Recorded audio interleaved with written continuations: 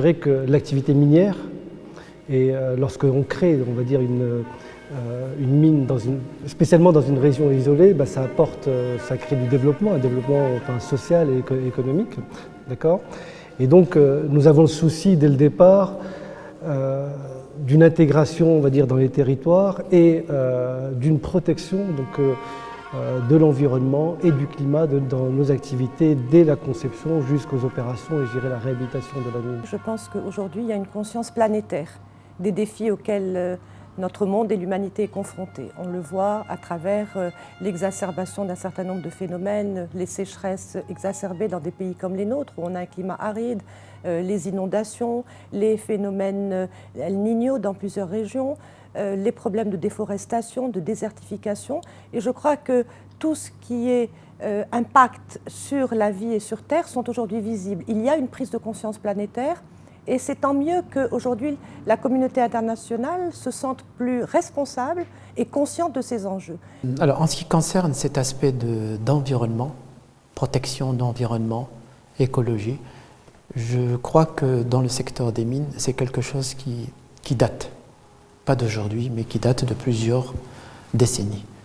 Le souci du mineur n'est pas seulement d'extraire le minerai et d'en faire un produit valorisable, mais c'est aussi de préserver son environnement immédiat.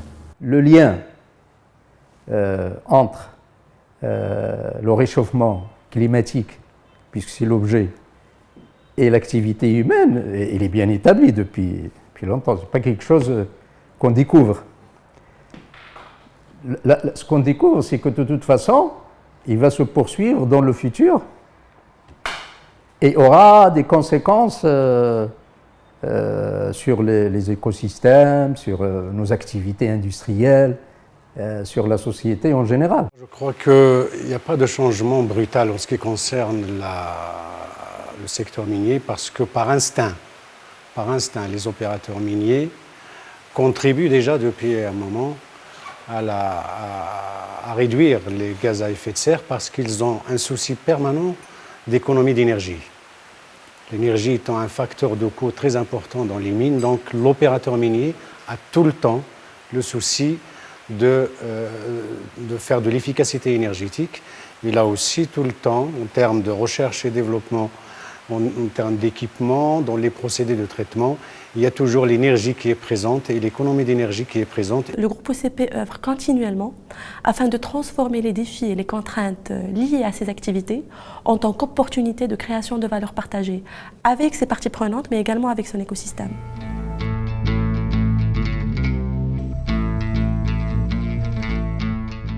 Effectivement, donc sans eau, il n'y a pas de mine, il n'y a pas de traitement minier. Et je dirais aussi, le paradoxe, c'est que souvent, et c'est le cas ici au Maroc, mais également dans d'autres mines que nous avons à l'international, nos gisements, nos mines se trouvent dans des régions où l'eau est rare. Comment fait-on? Tout d'abord, en termes de procédés, de traitement, nous mettons au point des procédés qui économisent au maximum, je dirais, le besoin d'eau pour notre activité minière. Nous sommes dans une zone géographique avec un climat aride à semi-aride. Nous subissons de plein fouet les impacts de changement climatique. Et dans notre industrie minière, on le voit à travers les inondations qui ont provoqué les arrêts de certaines mines, à travers la rareté de l'eau qui peut provoquer des difficultés d'approvisionnement ou des problèmes avec les riverains. Et donc, cette conscience, elle est là. Chaque mine, chaque minerai a sa propre méthode de valorisation. Pour le minerai de manganèse de Limini, on aurait pu effectivement utiliser une méthode qui utilise de l'eau.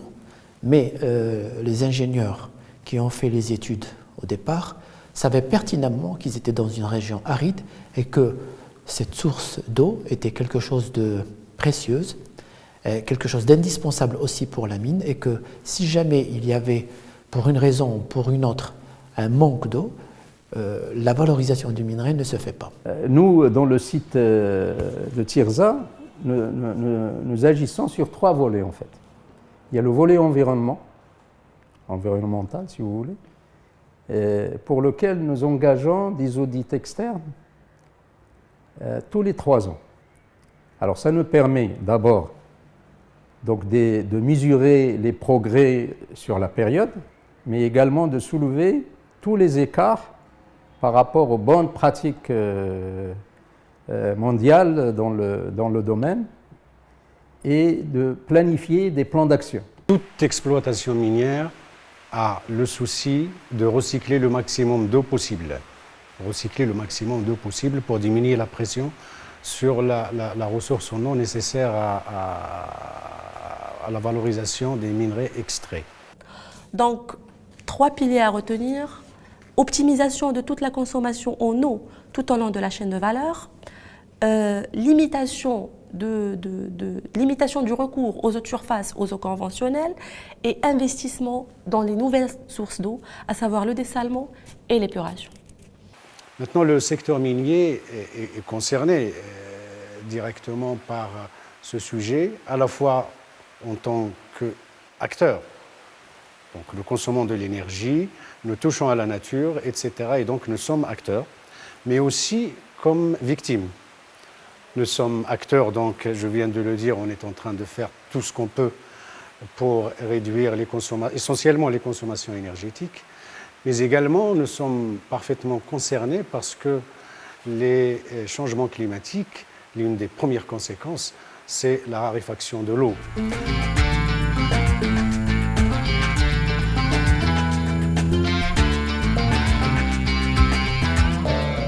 Nous luttons pour vraiment minimiser notre consommation énergétique. Alors, ça veut dire dès les phases de conception de nouvelles usines, nous essayons d'avoir les usines les plus efficaces possibles, mais également sur toutes nos unités existantes, nous travaillons pour réduire à chaque fois donc, notre consommation énergétique. Et puis, en parallèle, il y a la politique d'efficacité énergétique. Et l'efficacité énergétique, toute énergie qu'on ne consomme pas est une énergie que nous préservons. Et donc, l'efficacité énergétique, avec tout ce qu'on peut faire pour limiter les pertes dans les systèmes de production, dans les systèmes de consommation, est importante. Aujourd'hui, nous nous orientons, ça date de quand même d'une année, nous nous orientons vers une alimentation en énergie électrique à partir de la production éolienne. C'est un appareil qui s'appelle le turbo-sélecteur ventilé. Turbo, ça veut dire déjà il y a recyclage de l'énergie et donc gain de l'énergie. Turbo sélectif parce qu'on fait le choix entre ce qui est minerai et ce qui ne l'est pas, ce qui est produit fini et ce qui ne l'est pas, et ventilé parce que nous utilisons de l'air. Et cette technologie nouvelle, je le répète encore, nous sommes pratiquement les seuls à l'utiliser dans le secteur minier au Maroc. Nous visions une réduction d'énergie d'au moins 50%, et on a obtenu une réduction d'énergie de 40%. Donc une stratégie énergie qui se base principalement sur la cogénération en optimisant au maximum les procédés à travers le recours à des équipements de pointe, mais également à travers le recours aux énergies renouvelables, à travers la mise en place de contrats avec des partenaires privés marocains. Alors naturellement, nous essayons de réduire notre consommation d'eau, de traiter nos effluents. La mine date des années 50 et depuis sa création, il s'est engagé à respecter son environnement en plantant massivement des arbres sur l'ensemble du domaine occupé. D'ailleurs, quand vous regardez aujourd'hui, c'est un domaine qui fait partie du patrimoine forestier national. Nous avons réhabilité l'ancienne digue et nous avons planté d'ailleurs sur pratiquement une surface de 9 hectares des arbres. Alors évidemment, ça dépend de beaucoup de facteurs. Ça dépend des facteurs technologiques. Il faut avoir les technologies ou inventer les technologies pour faire ces recyclages ou ces retraitements des rejets des mines. Mais également, il y a le côté économique. On ne peut pas retraiter un rejet si économiquement, il ne peut pas produire quelque chose.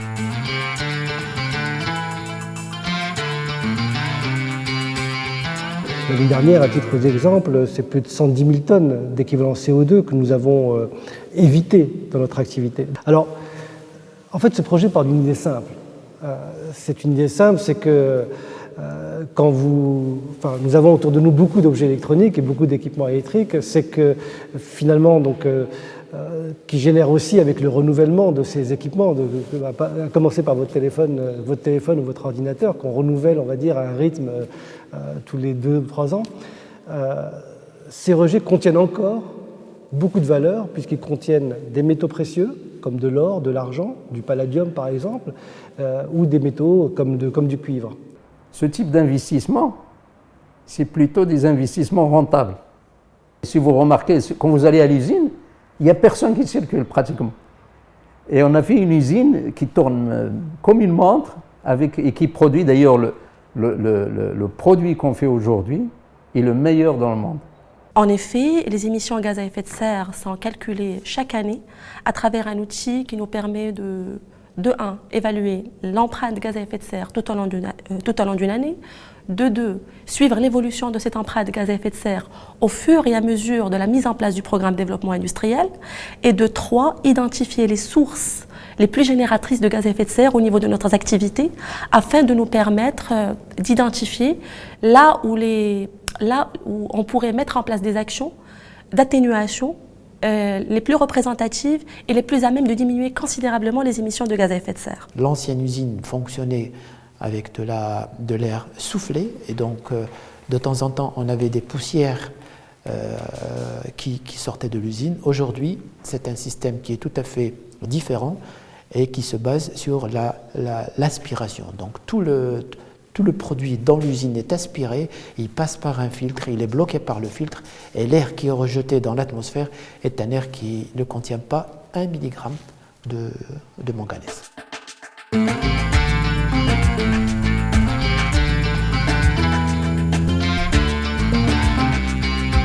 Mon sentiment, c'est que dès le départ,